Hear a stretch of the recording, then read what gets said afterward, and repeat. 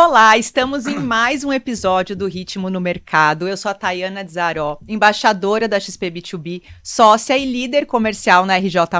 E eu sou a Darla Sierra, você me encontra no Instagram, a Darla Sierra, CEO da VLG Investimentos, embaixadora XP B2B, e hoje a gente tem um convidado especial.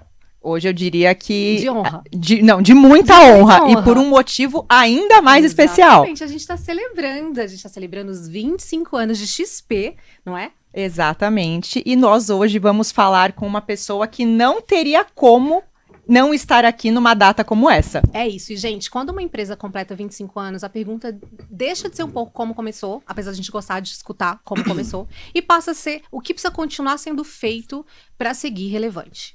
E hoje a conversa é sobre maturidade, disciplina, escolhas difíceis e futuro. É com muito prazer que nós recebemos aqui no Ritmo do Mercado Guilherme Benchimol, fundador do XP. Seja bem-vindo. Obrigado, meninas. Vocês estão com energia altíssima aqui, super entrosadas. Cada uma fala na hora certa, tá bonito de ver. Vamos falar um pouquinho do passado. 25 anos de XP. Completa agora em maio. E 50 anos de vida esse ano. E 50 anos São dois de vida. marcos Olha, importantes. vai ter festa? Pensando ainda. Mas é justo, hein? Mas 50 é importante, 50 é né? importante, 50 tem que é um marcar, marco né? muito Mais grande. 25, então metade da vida ali com a construção da XP. Sensacional. Qual foi o preço pessoal, invisível, de construir a XP? Aquele que ninguém viu. São perguntas diferentes mesmo, né? O preço invisível. Será que você consegue achar só um, né? Olha, o preço invisível é você, de uma certa forma, ficar condicionado numa neurose. Não sei se é claro isso, né? Uhum. Bom, eu fui CEO da empresa por 20 anos, né? Ser CEO é um desafio enorme. Começar a empresa foi super complexo. E aí você vai virando sobrevivente, mas você vai ficando um pouco neurótico, assim, neurótico com as coisas. Você não consegue descansar a mente. Obviamente que você vai ganhando maturidade, você vai aprendendo a lidar com a pressão, com o estresse e etc. Mas eu acho que quando você perguntou assim, o preço invisível, eu acho que é um pouco isso, assim. Você vai ficando um pouco neurótico com as coisas e você se permite pouco. Uhum. Você fica muito concentrado. Por mais que eu já não seja CEO da empresa há 20 anos, estou sempre atento aos detalhes, estou sempre acompanhando tudo, porque eu me condicionei a ser assim, sabe? Então, quando você cria seus hábitos, depois de um tempo eles te criam, sabe? Você cria os hábitos, depois aquilo vira quem você é. Certamente não era assim há 30 anos atrás, mas eu acho que a XP foi me deixando assim, e no final hoje eu sou isso, né? Acabo sendo um produto do que a história da empresa me transformou, né, de uma certa forma, mas com mais maturidade, evidentemente, né? Você vai aprendendo a lidar, a domesticar essas coisas todas, né? Os anos, paternidade. Sim, as prioridades também, por mais que a empresa, né, seja algo que a gente fala que a gente sabe que é uma prioridade sua, até porque nós estamos sempre por aqui e você está sempre na XP.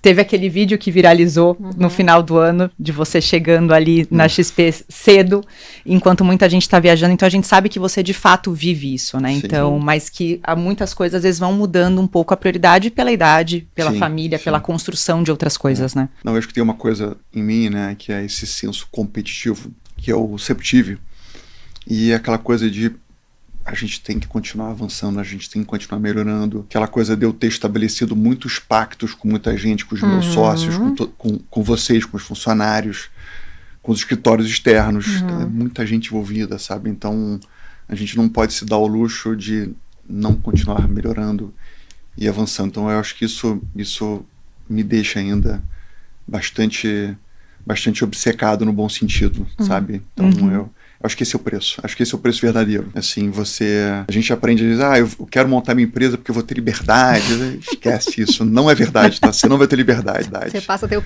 melhor, pior patrão que é você mesmo, né? É isso mesmo. E não é sobre dinheiro, não é sobre... Obviamente que no começo é sobre dinheiro, é sobre ter algum sucesso, é sobre mostrar que você é capaz, mas depois é sobre todo mundo que tá junto com você, sabe? Então, é isso. E você falou, né, Guilherme, que você já não está como CEO da empresa tem algum tempo, mas a referência de liderança, nós sabemos que isso não muda e não vai mudar, né? E a gente sabe que quando a gente tem um cargo de liderança, existe um momento que a decisão, né, começa a deixar de ser técnica e justamente passa a ser mais solitária, né? O cargo de liderança, em dados momentos, acho que na maioria deles é um cargo que precisa ser muito solitário. Então, uma vez que a gente precisa escolher o que é melhor para todo mundo. E pensando nisso, você consegue lembrar qual foi a decisão mais solitária que você já teve na sua carreira, nesses 25 anos de XP? Olha, é verdade que o cargo de um CEO tradicional é solitário, mas eu nunca me senti sozinho aqui na XP. Acima de tudo, porque eu fui montando uma partnership. Então, eu sempre tive uma relação muito aberta, muito horizontal com os meus sócios. Então, eu sempre compartilhei as decisões e, por mais que eu tivesse autonomia nelas, eu sempre quis escutar a opinião de todo mundo e, no final, era o bom senso que acabava reinando. Então, eu tinha as minhas opiniões, mas eu era aberto a melhorar, e se alguém me trouxesse algum argumento melhor, eu mudava de lado, né? Então, eu nunca me senti sozinho aqui dentro. Acho que a decisão mais difícil aliás, a mais solitária que eu tomei na companhia, eu acho que foi a decisão de aceitar o Itaú como sócio. Porque tem algumas decisões na vida que, por mais que você tenha sócios e você escute, no final é você que vai decidir, né? Essa decisão foi super difícil, ela não foi solitária, mas assim, não foi trivial, porque justamente a gente estava se unindo ao nosso maior concorrente. O Itaú tem toda a competência dele, não há dúvida nenhuma disso. A gente era e é até hoje o contraponto aos bancos. O Brasil tem a maior concentração bancária de investimentos do mundo, então como é que a gente vai se unir ao nosso maior concorrente? Não é trivial isso, mas ao mesmo tempo, na época, a gente entendia que tinha uma mensagem importante de credibilidade. Olha, a gente está se juntando a um concorrente, minoritariamente, ele não vai ter interferência na empresa, mas ao mesmo tempo ele vai ajudar a gente a ganhar credibilidade. Para a gente, isso é um issue importante. Então, só que não era uma decisão 90-10, 80-20 ou 70-30, era 51-49.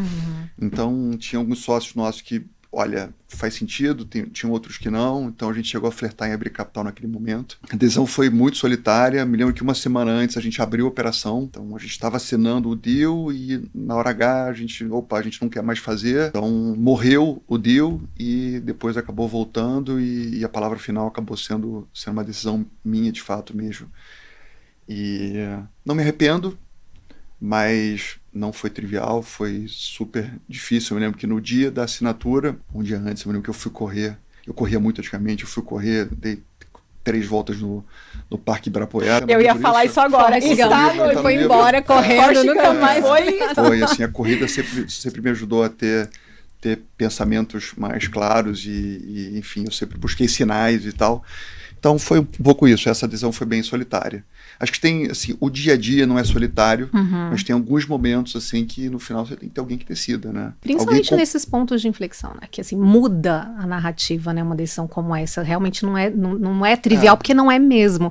Eu lembro que nesse momento, a VLG vai fazer 10 anos agora, em novembro, eu recém tinha saído do Itaú, com 10 anos de experiência de mercado, segmento Elf, e foi um momento que os clientes até brincavam, você sabia, né? Que até eu falei, não, com certeza, eles me ligaram para contar. Não sabia. Mas acho que aconteceu esse movimento, né? A gente conseguiu posicionar a narrativa para se até o Itaú investiu na XP, porque você não, né?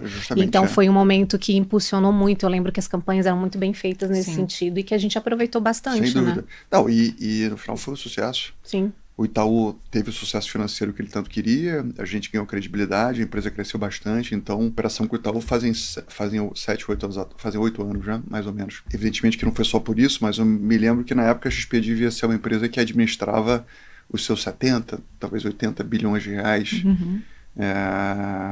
Hoje é mais de 1,5 trilhão, então a gente cresceu 20 vezes em 7, 8 anos já, então é muita coisa. Então não foi só o Itaú, evidentemente, mas o Itaú com certeza naquele momento trouxe muita credibilidade, trouxe muita segurança, lembrando que o agente autônomo naquele momento não era uma figura conhecida no Brasil, né? Tinha muitas dúvidas, muito setor, questionamento. Né? A gente não ouvia falar, por exemplo, dentro do banco, assim, que um passo de carreira era virar sua de investimento. Não era. Então, e tem momentos na sua trajetória que às vezes essa decisão não parece correta, né? Você vai se juntar ao seu maior concorrente, né? Mas tem horas que o que parece errado às vezes é certo. Porque às vezes a vida não é uma linha reta, é um zigue-zague. Você quer chegar ali, mas antes você tem que mirar ali. E aí você faz isso, depois você faz a curva. Depois você faz a curva. A gente vai falar do livro agora. A próxima pergunta, inclusive, é uma aspa aqui do livro que a gente quer trazer. Mas, gente, recomendo demais a leitura, porque a gente vive essa história num outro olhar, né? A gente já sabe o resultado final, mas eu fui lendo, parecia que eu não conhecia a história, num suspense, assim, porque realmente foram muitos momentos de grandes vitórias. Vale comentar que eu nunca li o livro, tá?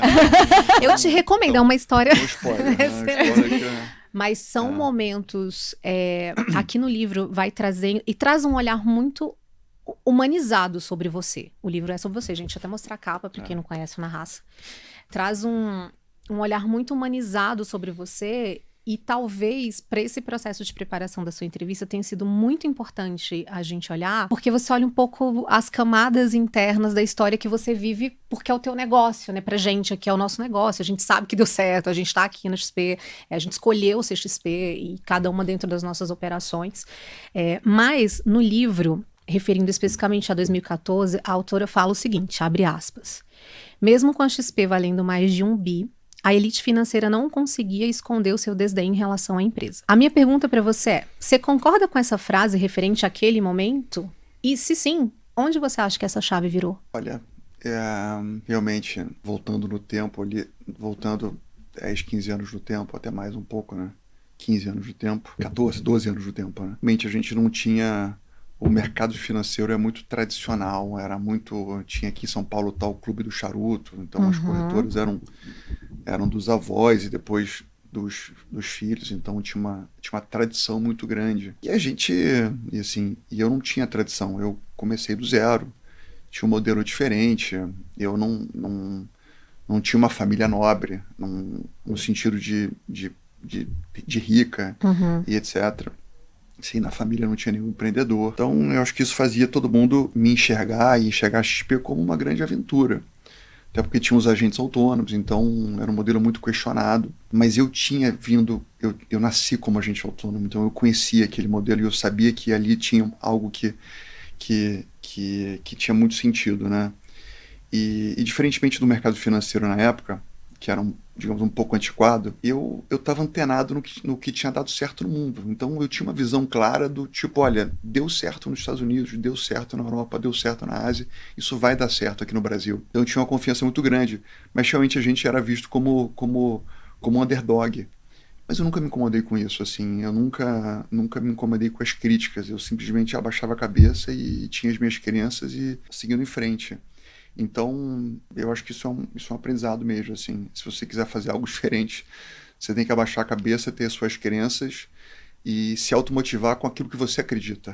Então, eu me motivava com os meus indicadores, com as minhas conquistas e no final dane-se o resto. Então, acho que talvez eu nunca quis trazer uma resposta ao mercado, mas eu acho que quando o Itaú entrou como sócio nosso, talvez tenha tido essa resposta, olha...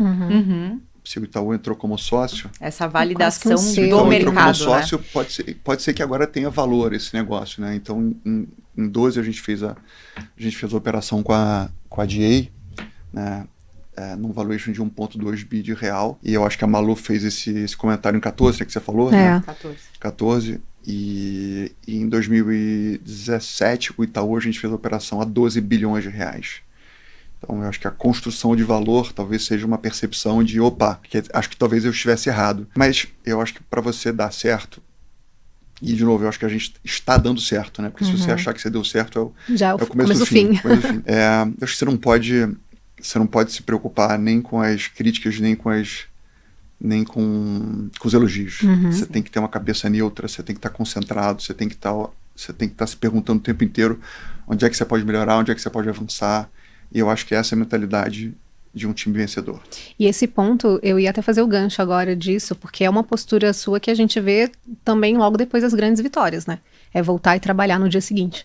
E seguir... muita gente, o time me critica, né? Assim, você tem que comemorar mais, vamos tomar um vinho. Eu falei, turma, não, vamos chegar cedo. Então, eu me lembro que quando a gente fechou a operação com o Itaú, né, usando esse caso como exemplo, que a gente assinou a operação, obviamente a gente ficou uma semana sem dormir com advogados e virando noite, tal. Assinamos a operação uma quarta-feira, 10 da noite, outro dia, quinta de manhã, a gente estava aqui, entendeu? Eu estava aqui com todo mundo, já contando a história, explicando e etc. Então, né, eu acho que eu preciso melhorar nesse aspecto, eu concordo, mas eu acho que é a neurose que a gente conversou anteriormente, né? Do tipo, olha, a gente sabe o quão frágil é conduzir uma companhia, né? É frágil no sentido de que as coisas mudam, o mercado muda, a concorrência... como é que você cria um time... Se você não criar um time neurótico no bom sentido, você não vai sobreviver ao longo prazo, né? Então, essa cultura de estar sempre sonhando grande, com mente aberta, com espírito empreendedor, né? Querendo sempre aprimorar, aprender, sendo humilde, é isso que te mantém vivo no tempo. Eu acho que até nessa forma que a gente tem hoje, né, de uma geração do mundo que está cada vez mais rápido, está cada vez mais dinâmico. Então é um tipo de coisa que a gente fica com essa sensação, se eu parar, talvez alguma coisa fique para trás, né? Sim. Mas até trazendo o gancho que você comentou, né, Guilherme, de decisões, de dificuldades, a gente sabe que não só no mercado financeiro, mas em qualquer mercado a gente aprende desde cedo que as decisões estratégicas nem sempre são as decisões mais populares ou confortáveis, né? A gente falou muito isso até ontem lá na RJ, que a gente comemorou 18 anos de empresa e o Xande e o Dudu falaram, né, dos riscos e tudo mais que tomaram lá atrás para criar a RJ. E aí, pensando nisso, né, que a gente sabe que o desgaste muitas vezes vem antes do reconhecimento e antes de falar o deu certo ou está dando certo, existe alguma decisão extremamente dura, eu sei que a gente acabou de falar do Itaú, talvez tenha até uma conexão, mas alguma decisão extremamente dura que você tomou lá atrás, que tenha gerado um desgaste e que mesmo sabendo desse desgaste, hoje você fala assim, eu tomaria novamente? Eu acho que as decisões mais difíceis que eu tomei, que eu tive que aprender a tomar, foram nos aspectos de pessoas. Olha que dado curioso, né? Vocês sabiam que até 2010 eu nunca tinha mandado ninguém embora. E a XP até 2010 só tinha saído uma pessoa. Então a gente devia ter 200 funcionários e só uma pessoa saiu da empresa em 10 anos. Caramba. E eu tinha a crença que uma empresa era uma família. E se é uma família, você não manda a mãe embora, tia embora, por embora. E eu era uma pessoa muito centralizadora, sem perceber, né? Porque quando você começa uma empresa do zero, você tem que ser centralizador, porque você não tem condições de ter grandes times, etc. Então você tem que aprender a se virar. E assim eu fui avançando e etc. E eu ficava muito sobrecarregado. E eu não era uma pessoa eu não sabia montar times tão bem assim na época. E quando eu percebi que eu tinha que mexer no time, foi um sofrimento bem difícil isso. Até porque eu comecei a mexer em pessoas que comeram muito sal comigo. Então todo empreendedor que começa do zero, ele tem esse dilema, né? Assim, caramba, eu tenho uma turma aqui que começou comigo, que comeu muito sal, comeu muita grama comigo, e agora que tá dando um pouquinho mais certo, eu vou ter que tirar essa pessoa. E aí você fica num dilema moral. Porque o dilema moral é o seguinte, caramba, será que eu tiro essa pessoa? Ou será que eu deixo ela aqui, me sobrecarrego, transmito uma mensagem errada internamente, porque todo empreendedor diz que a empresa é meritocrática. Todo mundo diz que é meritocrática, mas é uma palavra que é fácil de falar e difícil de implementar, porque a meritocracia é garantir que você só mantenha no time realmente quem é competente naquele momento, né? E não que a pessoa não tenha sido competente, mas talvez a empresa tenha crescido e a pessoa não tenha se adaptado à fase atual da companhia. E aí eu aprendi, eu acabei mudando um sócio, mudando um diretor. Na sequência mudei o time inteiro. No começo eu achava que não era moral, né? Pô, não vou tirar uma pessoa. Não. Mas depois você vai entendendo, você vai criando método, você vai explicando, você vai tendo uma área de gente mais robusta, você vai mostrando que, olha, se você não está atingindo meta, se você não tem um bom comportamento, se você não tem uma boa avaliação, mas enquanto você não tem esse modelo operacional, é muito na conversa, né? E evidentemente que as pessoas sempre foram comprometidas, mas muita gente confunde comprometimento com competência. E se você não tem esse método operacional, é difícil você explicar isso só no gogó. E medir também, às vezes, que é difícil, e medir, né? etc. Então a empresa de 15 anos atrás era uma empresa amadora, né? Então todo empreendedor atravessa essa fase onde ele tem que encarar isso de frente, e é um desafio, muitas vezes moral, né? Será que eu fico bem com o meu amigo? Ou será que eu me sobrecarrego? E, infelizmente, se você não aprender a lidar com isso, O negócio sofre. O negócio vai tender a morrer. Você sabe que, acho que foi num encontro de embaixadores, não lembro se foi, acredito que sim, acho que não foi B2B Experience, foi um encontro, realmente, uma mesa redonda que você teve com os embaixadores. Foi aqui na XP. Foi. Você comentou uma frase que depois disso eu usei muito, que é quando a gente demite uma pessoa, o time já tinha demitido. E é muito fato isso, assim.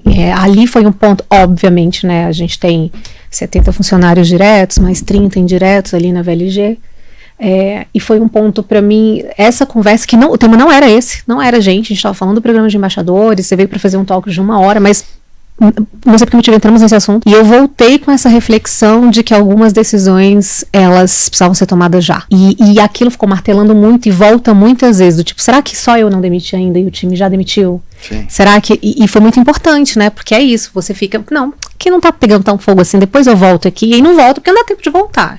Então, encarar de frente esse processo. Até porque você, às vezes, toma a decisão moral de não ter um movimento com uma pessoa, e aí muitas vezes, se o time já demitiu, né? Você começa a contaminar toda a visão que as outras pessoas estão tendo do time ou de você como líder. Uhum. Mas quando você estuda um pouco antropologia, né, e você entende um pouco como o ser humano funciona, assim, essas decisões de mandar uma pessoa embora e etc., isso é contra o instinto humano. Então você tem que entender um pouco como a gente funciona, e aí de novo, como é que você traz remédios que endereçam como é que você racionaliza isso, como é que você racionaliza e você corrige essa questão. Mas você falou tudo, assim, depois de um tempo eu fui assimilando esse discurso, olha gente, eu nunca mais mandei ninguém embora, quem te manda embora é o time. É o time. Seja por mérito de performance ou por mérito de cultura. Uhum. De cultura. Então você só tem que ter um modus operandi, como é que você mede, né, como é que você mostra e como é que você ajuda as pessoas a entenderem que é fundamental que elas vão se transformando no tempo. É importante que todo mundo seja curioso, entenda que mudança é importante e que tenha grit, no sentido de eu preciso ser melhor a cada dia, eu preciso continuar avançando. E a empresa muda, como as nossas, que a cada 3, 4 anos dobra de tamanho, você tem que se transformar. Sim. Né? Então, olha quantas mudanças eu não tive que fazer. Né? Eu comecei a empresa como um assessor de investimentos e eu estou aqui hoje. Então, você tem que estar disposto a fazer mudança. Então, esse tipo de conversa com o time vai abrindo a cabeça do pessoal. Mas de novo, na trajetória empreendedora, na trajetória de vida, as pessoas vão mudando. Elas casam, elas separam. Sim. Elas, às vezes, elas já adquiriram as conquistas. Então, elas perdem um pouco essa força de querer mais. E aí você não tem um líder que vai ajudando a mexer e vai deixando a empresa ser um ser vivo, é o começo do fim. Tá fadada a morrer, né? Fadada a morrer. Antes da gente passar para o próximo bloco, a última pergunta aqui falando de passado, e ele vai voltar, gente, porque assim, a gente tinha, isso era uma lista de umas 30 perguntas que a gente teve que selecionar, mas... Eu acho que foi mais, hein? Acho que foi mais. Todo mundo tem um day one. E eu não tô falando day one do dia que você alugou a primeira sala, ou pegou o primeiro computador, não é disso que eu quero saber. Eu queria saber se você tem esse momento na sua trajetória como XP, que você falou, é isso, eu vou vender o almoço para pagar o jantar, não porque eu não tenho opção de fazer outra coisa, porque você tinha outras opções, você poderia ir para outras instituições e tal. Mas em que momento você falou assim, vai dar certo isso aqui, eu vou seguir? Teve um day one? Olha, teve um momento no começo da empresa, talvez um ano depois de ter começado a empresa, que a gente estava quase quebrado. Deve ter sido ali meados de 2002. A empresa era eu, Marcelo, 2 estagiários e tinha mais um funcionário. E, assim, pindaíba total. E eu me lembro, eu falei assim, cara, isso aqui não vai... tá difícil e tal, mas tinha ainda uma esperança, e a gente estava começando a flertar com os temas educacionais e de começar a acreditar que talvez tivesse um caminho na área de venda de cursos. E eu me lembro que de noite em casa, né, eu escrevi uma carta do meu sonho. Então eu escrevi uma carta, devia ter lá umas 10, 15 linhas. Falei, eu vou chegar amanhã na XP e vou ler meu sonho. Então assim, quando você falou sobre Day One, me veio isso na cabeça, assim, ali meados de 2002, eu escrevendo essa carta e lendo essa carta, que era, olha, gente, eu sou um carioca, estou aqui em Porto Alegre, a vida tá duro, mas eu não estaria aqui se eu não acreditasse muito no meu sonho, e eu acho que dá para construir a maior corretora do Brasil. Aí, enfim, se eu não tenho mais essa carta, é uma pena, mas talvez eu me lembro que isso talvez tenha sido meu primeiro gesto de liderança, do tipo, tá um clima assim de ninguém acredita mais, e eu vim com um suspiro, e eu, talvez umas semanas depois a gente começou a fazer os nossos cursos e a coisa começou a dar um pouco mais certo. Mas eu acho que foi isso. Eu acho que esse momento foi um day one importante. Assim, não foi um momento de virada de chave de negócio, mas de mentalidade. Talvez naquele momento eu tenha capturado as almas das pessoas, o coração das pessoas que estavam ali no meu entorno, que era um time de 3, 4. Então isso me marcou. Nossa, fiquei bem impactada com a sua resposta. Não vou entrar aqui no detalhe disso, porque não vai dar tempo, e o podcast é sobre você, mas há 3 anos na Expert, e aí eu tenho 2 pessoas do meu time que estavam comigo e que viram isso, eu escrevi uma outra carta. E foi muito importante naquele momento. Foi um pouco antes de eu assumir com essa diretoria a empresa, e realmente incrível, né, gente? Não são coincidências as coisas da vida. Vamos passar agora para o presente. Vamos poder segurar, que a gente começa a pegar a história. É que em algum momento, assim, todo empreendedor que começa do zero, e a maior parte deles começa do zero, sem dinheiro, na pindaíba e etc. Em algum momento, o fundador, ele tem que usar o instinto dele e tem que colocar coração, tem que conseguir se abrir, tem que se mostrar de corpo e alma no bom sentido, e dizer assim, gente, olha, isso aqui a gente tem que fazer história, né? E talvez ele nem acredite, mas naquele momento aquele instinto dele se abriu, e é esse movimento que faz as pessoas darem aquele a mais, e aí as coisas começam a acontecer. Eu ia falar justamente esse ponto de muitas vezes a gente precisa mostrar essa vulnerabilidade, né? Que ainda mais quando a gente é líder, ou quando nós estamos fundando uma empresa, tem sempre esse... Não, eu tô lá, eu tenho que ser o exemplo, mas muitas vezes abrir o coração, mostrar a vulnerabilidade, falar, cara, vamos, tá difícil, mas eu acredito, a gente tem um propósito, a gente tem um sonho, então vamos. Eu acho que é esse o ponto que às vezes precisa, e que muitas vezes as pessoas se bloqueiam de se permitir viver esse momento, né? E essa coisa do instinto, dessa coisa gutural, da certeza quase que nos poros, assim, que é isso, você não tem uma certeza racional, você não sabe nem explicar o como vai fazer, mas você sabe que ali... Não é a certeza, porque no final eu não tinha certeza, mas às vezes... Você, como empresário, você é colocado numa situação de vida ou morte, que era a situação que eu estava. Então, muitos empresários se encontram nesse momento, às vezes, assim, vida ou morte. E aí, quando você está nesse ambiente de vida ou morte, os seus instintos se afloram. E aí, pode ser que o melhor de você apareça. Então, eu nunca nunca me vi como um grande empreendedor, como um líder. Eu sempre fui uma pessoa super tímida, mas nesse day one, né, que você chamou, talvez os meus instintos tenham se aflorado. E talvez ali eu tenha me despertado para algo que eu nem sabia que existia em mim. E aí depois eu fui conectando os pontos. E as coisas foram acontecendo. Perfeito. Olha, não tá na pauta, mas eu quero te fazer uma pergunta de curiosidade mesmo. A gente se conheceu, eu te conheci pessoalmente. Tinha um monte de gente lá, você não vai lembrar. Mas era um evento em Miami, acho que 2018, um pouco antes da pandemia, assim, acho que 2018, um pouco antes da pandemia, não. E realmente você era muito, muito, muito tímido. Muito. Pouco, assim, interagia. Eu lembro até que a gente pegou o elevador, e eu sou essa pessoa, né, eu bom dia, Guilherme, você, bom dia. Eu falei, ai, gente, tadinho, ele acabou de chegar. Mas você mudou muito a sua comunicação, né? Eu sou tímido até hoje. Mas você hoje fica confortável em ser esse porta-voz, né? Fico. Foi uma coisa que eu fui trabalhando. Não, foi acontecendo naturalmente, né? Não tem como você liderar sem deixar de se comunicar, né? Então não tem jeito, assim. Você vai aprendendo na marra. Agora, a primeira pergunta sobre o presente tem a ver com a gente, porque, obviamente, o programa é nosso. Aqui na sua casa, mas o programa é nosso. A gente quer saber. Essa coisa do empreendedor, ele tem que se comunicar. Ele tem que abrir a boca, ele tem que liderar. Então não adianta, assim. Sabe? Então, essa dica é importante. Assim, a gente não aprende comunicação no colégio, na faculdade e tal. Tem que... As pessoas querem se conectar com pessoas de carne e osso. São habilidades e competências que a gente tem que desenvolver. Pessoas se conectam com pessoas. E no final, não adianta, é treinamento. Então não é, não, mas eu sou tímido. Não, você não é. Você está, você não é. Sim. Então eu sou prova disso. Né? E você quer falar a pergunta do nosso programa? Claro, então? que, né, eu sou obrigada. Temos a oportunidade de estar com ele aqui. O que você enxerga do programa? Eu te fiz essa pergunta lá atrás, quando a gente fez essa roda com os embaixadores, e a gente quer saber agora. O que você vê do programa de embaixadores? A gente está aqui representando um grande time, né?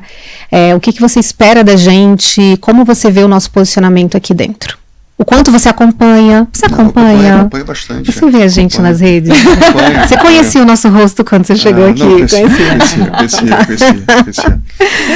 O tema investimentos é um tema muito complexo, né? Quando a gente fala de taxa de juros, de CDI e tantos outros temas que essa agenda acaba trazendo, né? E no fundo, a gente vende confiança. E confiança exige um rosto. Então eu fui aprendendo isso lá atrás. Então a minha exposição acabou sendo a compreensão desse ambiente, né? Opa, as pessoas não querem, né? Quando você pensa num banco, você pensa numa agência, pensa num gerente que troca a cada 6 meses, você pensa num call center. Isso não transmite confiança, né? Sim. E quando a gente fala de investimentos, a pessoa ela vai confiar em você e só vai saber se você é competente ou não daqui a alguns anos. Uhum. Então ela tem que confiar muito em você. Você está pedindo a confiança dela, né? Você não está dando nada, você não está dando um cartão de crédito. Você até pode dar depois, mas você está dizendo, olha, confia em mim, os teus investimentos, eu vou acompanhar a sua trajetória a longo prazo e eu vou entrar na sua vida. Então, ter um rosto é super importante. Super importante, porque as pessoas não se conectam com CNPJs, elas se conectam com seres humanos. Então, é o nosso comprometimento inabalável com longo prazo que vai fazer as pessoas estarem cada vez mais próximas da XP e de todas vocês. Sim, sim. Então, super importante. Do nosso lado aqui, a gente viu um impacto muito positivo para os negócios. Realmente, dar a cara faz muita diferença, né? E ter essa, por mais que a gente já tenha uma operação que já tem, né, a XP ali, pra gente ainda ter essa validação de ser embaixadora da marca, né, e ter um time junto tão competente é uma coisa que levou cada vez mais credibilidade para as operações, e você começa a ver um movimento das pessoas querendo mais ainda estar nesse lugar e representar a marca mais ainda. Ó, qual é a maior empresa de investimentos do mundo? Charles Schwab. Charles Schwab é o nome dele, não é à toa. Porque quem confia no seu taco, né, digamos assim, coloca a cara na frente. Olha, eu não sou infalível, tá? A gente comete falhas aqui na XP, a gente erra. Mas a gente tá aqui. Tô aqui. Tô aqui. Toda vez que eu errei, eu quis acertar. E eu não tenho vergonha de dizer assim, ó, errei, desculpa, corrigi, né? E a gente vai novamente. E é isso, entendeu? Então isso transmite credibilidade, isso transmite confiança. E claro que a gente é enviesado, porque somos do programa, mas... Então você se esconder atrás de um CNPJ é fraco. É fraco e é fácil também. É fraco e fácil. É fraco e é fácil. Você tem muita coragem para dar a cara a tapa dia após dia, momento desafiador ou não de mercado. Exatamente. Os erros financeiros, muitas vezes, as consequências, ó, tô aqui. Exatamente. Não desistir. Eu falo que até é o que separa as crianças dos adultos. Mas o que eu ia falar sobre a gente ser enviesado é que, óbvio, né, somos embaixadoras, a gente entrou na primeira, eu sempre brinco, Paquitas, primeira geração, então desde o primeiro time lá. Não, desde a primeira leve de embaixadores da Expert a gente estava. Mas foi isso, meninas? 23? 23. 23. Tempo, então. Começou a Expert, a gente teve o programa de embaixadores da Expert em 23, e aí começou o programa de embaixadores mesmo. Foi 24, não? 24? 24, 25 que a gente vai fazer um ano agora. É pouco tempo. Mas eu acho que aí, total, assim, opinião, um dos grandes acertos do programa é a diversidade de sotaques, de personas que estão ali. É um grupo muito forte, isoladamente, são profissionais com bastante experiência, que se comunicam muito bem, perfis muito diferentes, mas a composição do time é forte. Porque aí mostra um mercado que, em tese, qualquer um por identificação pode se aproximar. Vai gostar um pouco mais da minha linguagem, da linguagem da Thay, que acaba sendo parecida aqui, mas enfim, então isso para mim foi um grande acerto da XP se posicionar para além do que é o mercado financeiro no centro financeiro que é São Paulo. Existe um país continental que se comunica de outras formas e de outras linguagens e que tem muita potência, que tem muita grana. E claro, a gente quer estar em São Paulo também, todo mundo quer estar aqui, o mercado financeiro acontece aqui. Mas esse acerto da composição do time, na minha interpretação foi o maior, assim, do programa. Sim, ter essa conexão das operações, né? Todas as operações se conectarem ali e levar a bandeira da XP muito mais forte. A gente falou sobre antropologia, né? Eu li um livro super interessante há um tempo atrás, falando sobre o poder de contar boas histórias, né? A gente ganhou esse livro. Sério? Eu falei sobre esse livro, é verdade. Você falou e a gente ganhou no Press Kit dos embaixadores em dezembro. Então, há 500 mil anos, o ser humano começou a dominar o fogo. E aquilo ajudou a gente a comer comida cozida. Nossos cérebros, né, cresceram e etc. A gente ganhou mais energia e etc, etc. E ao mesmo tempo veio a rotina de contar histórias. Né? Tipo, você... Em volta da fogueira, né? Em torno do fogo, e você contava histórias. Então, assim, o ser humano adora que te contem histórias. Então, acho que o desafio de vocês é isso, é como é que a gente aprende a contar cada vez mais histórias que possam envolver as pessoas e que elas entendam que vocês são de corpo e alma, e como é que a gente vai traduzindo esse mercado financeiro super complexo em histórias legais. Sim. Acho que esse é o desafio de vocês. Né? E a gente está dedicados para isso. Focadas. E até aproveitando que a gente está falando sobre unir operações, capilaridade e tudo mais, e trazendo muito para o contexto presente, acabamos de ter ali o anúncio do Instituto, né? Então, assim, a gente até conversou aqui, XP, Stone, Nubank, né? Você, o André e o Davi. Como que surgiu? Como que isso nasceu?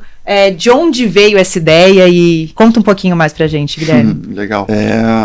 Bom, nós três sempre fomos amigos, somos concorrentes, mas a gente sempre se ajudou. Então, o André Street abriu capital na Nasdaq em 2018, a gente em 19 e Nubank em 21, 22, se eu não me engano. Então a gente foi se ajudando e o que você fez, o que você deixou de fazer e tal. Então a gente sempre foi amigo, concorrente, mas a gente sempre jogou na bola. E vários outros empreendedores que fizeram história em outros momentos sempre ajudaram a gente. Então Jorge Paulo Lema, Beto Sicupira, Marcel Teles e vários outros. Então, e a gente sabe a importância de conversar com gente experiente, porque às vezes um insight muda a sua trajetória. Muda a sua trajetória, você percebe, opa, aqui tem uma coisa diferente e tal.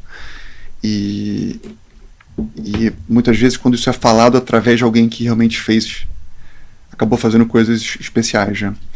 Então, a gente sempre se perguntava, olha, a gente tem que fazer uma coisa junto, a gente tem que... como é que a gente ajuda o Brasil a ser cada vez melhor e etc. E a gente acredita no capitalismo, a gente acredita que é importante ter uma agenda cada vez mais liberal na economia e etc.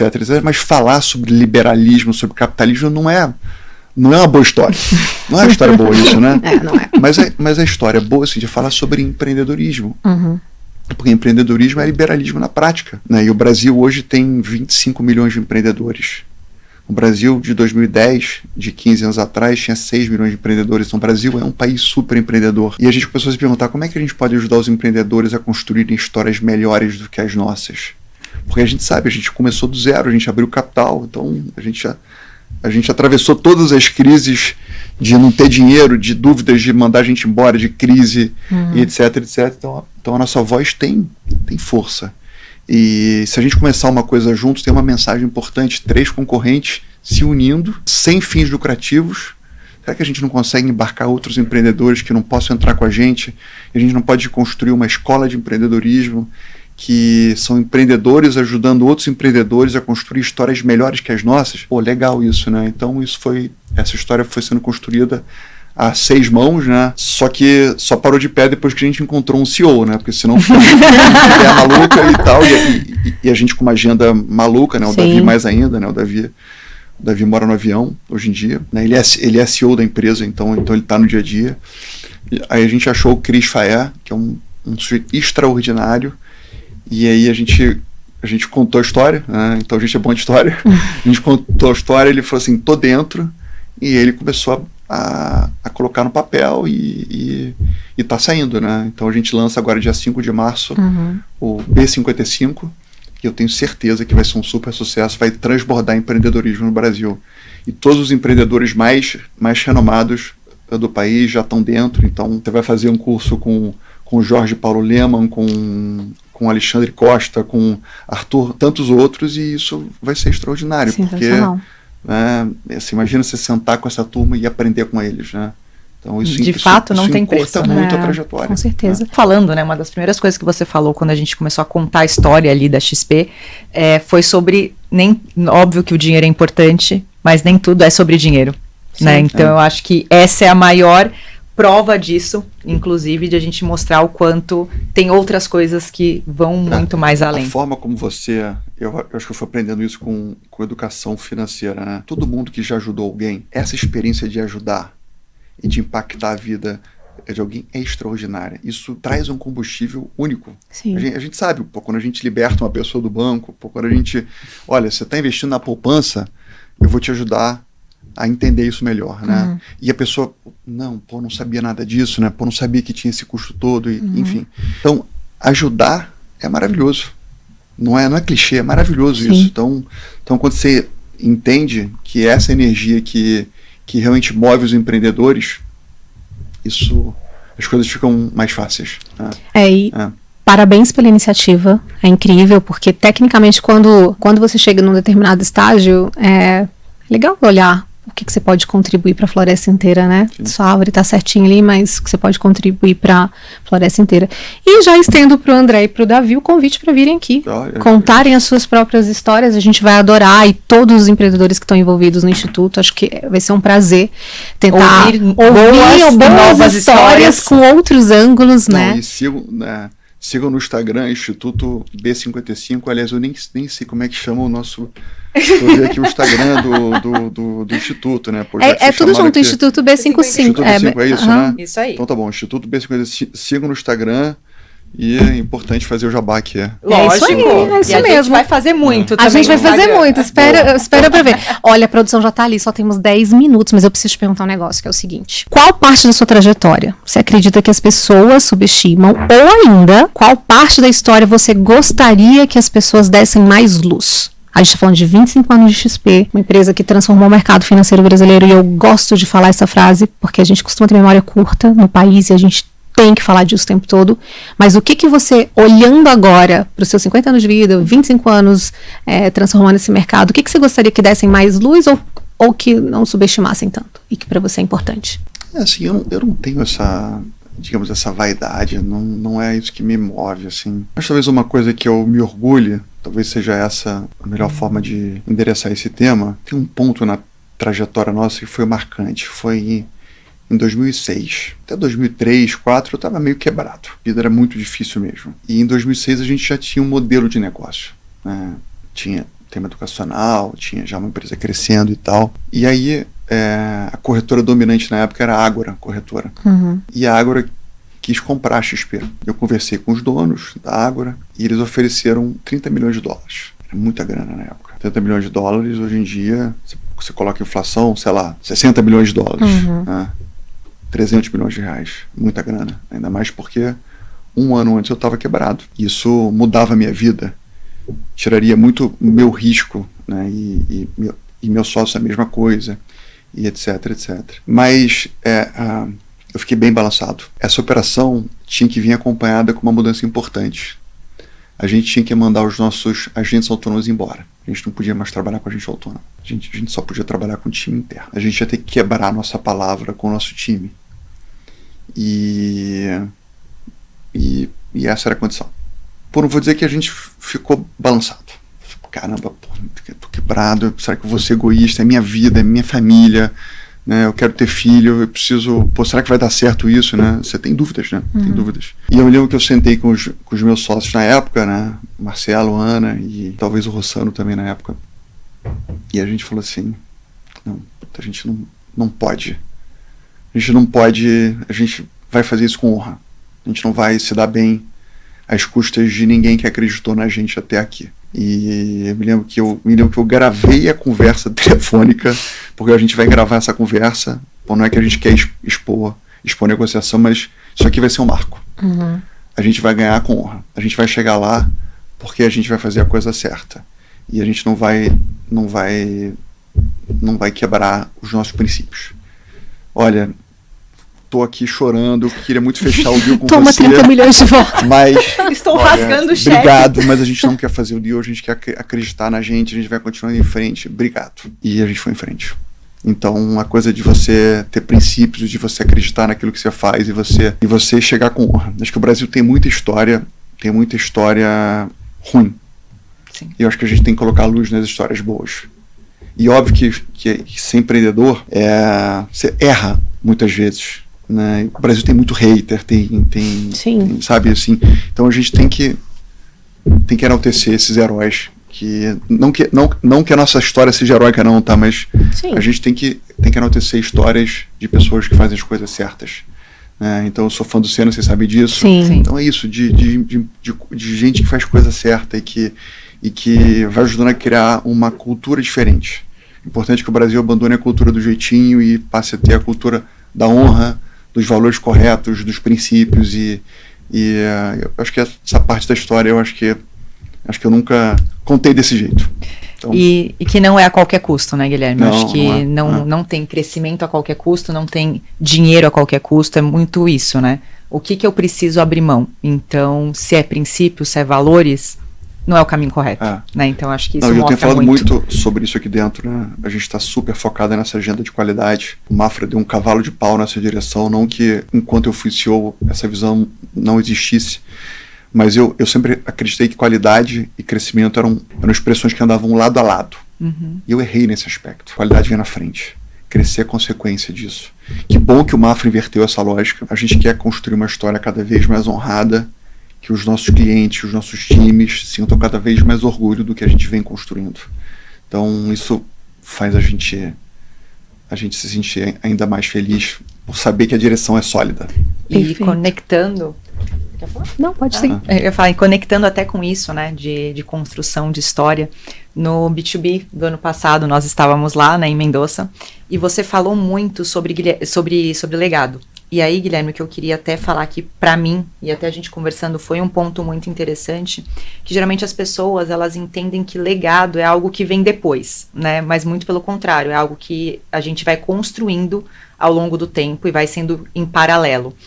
E considerando isso, né, qual parte do seu legado você acredita que ainda está em construção? Olha, quando escreveram esse livro, eu fiquei super incomodado. Lembrando que o livro não é meu, tá? Uhum. Acho que a minha história está sendo construída ainda. Assim, meu sentimento é que eu estou apenas começando. E eu sempre tive a crença de que um livro você só faz quando você está velhinho, né? Quando você já encerrou um ciclo. Então, eu acho que meu ciclo está no meio, assim, eu me sinto mais forte do que nunca, mais confiante do que nunca, cercado do time correto.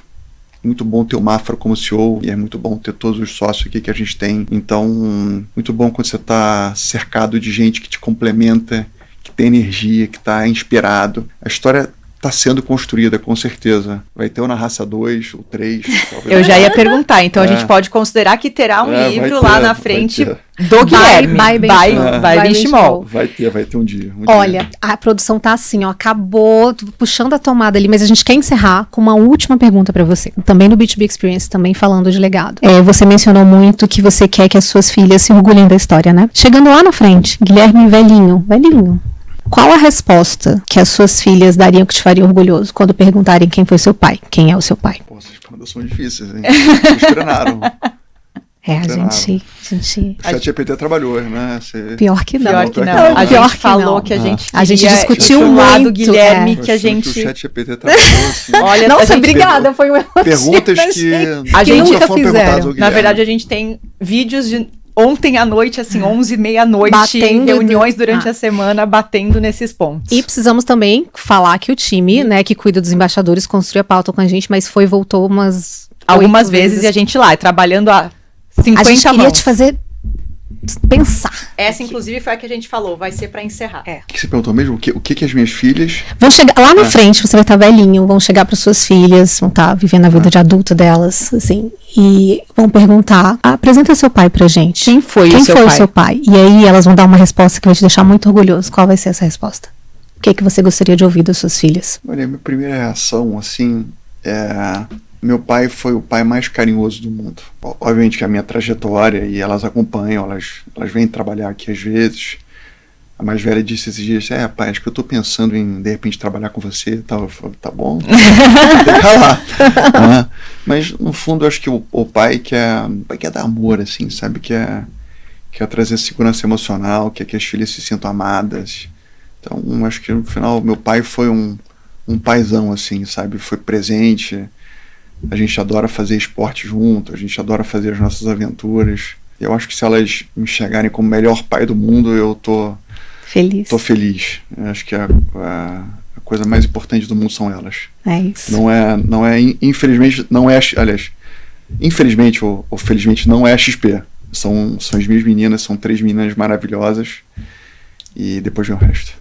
É isso aí. É sobre o legado que você, inclusive, comentou no passado, do que você queria deixar para elas, né? E eu acho que dá pra gente só fazer um bate-bola rapidinho? Vamos. Acho que dá tempo.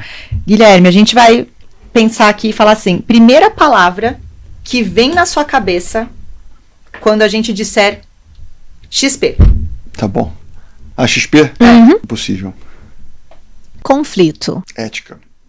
Poder. Tá no convencimento. Dinheiro. É importante só no começo. Tempo.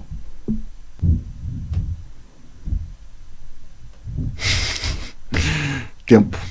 Podemos considerar que a gente deixou o Guilherme sem palavras, né? Tempo.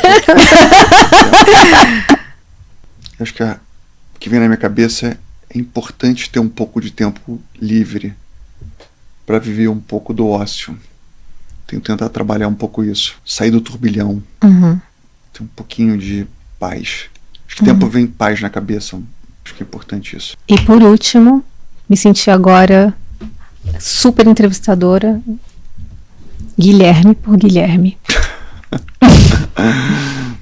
A gente plagiou de frente com Gabi, obviamente. Beijo, Gabi, que tá assistindo a gente agora. Guilherme por Guilherme. Olha, não sei o que responder. Guilherme por Guilherme. Só uma palavra? Uma palavra. Uma palavra. A primeira. A primeira que vem na sua cabeça. Nossa, mãe. Guilherme por Guilherme. Que coisa difícil isso, hein? Difícil, né? A gente tem algumas respostas que a gente sabe que seriam mais... Que a gente daria, né? Teria Guilherme por Darla, Guilherme por Tayane. Quer responder essa na sua próxima vinda aqui, Guilherme? Eu prefiro. Tá bom. Eu vou pensar, porque é tão profundo que... Mas a gente pode, qualquer coisa, eu acho que eu falar a minha e você falar a sua. Pronto. Posso? Bom, me inspire então, pronta. Resiliência. Resiliência. Força. Força. E assim, senhoras e senhores, primeiro, Guilherme, muito obrigada. Não, vocês são boas, hein? Vocês são muito boas. Muito parabéns. Obrigada. Foi bacana. Que bom que você gostou.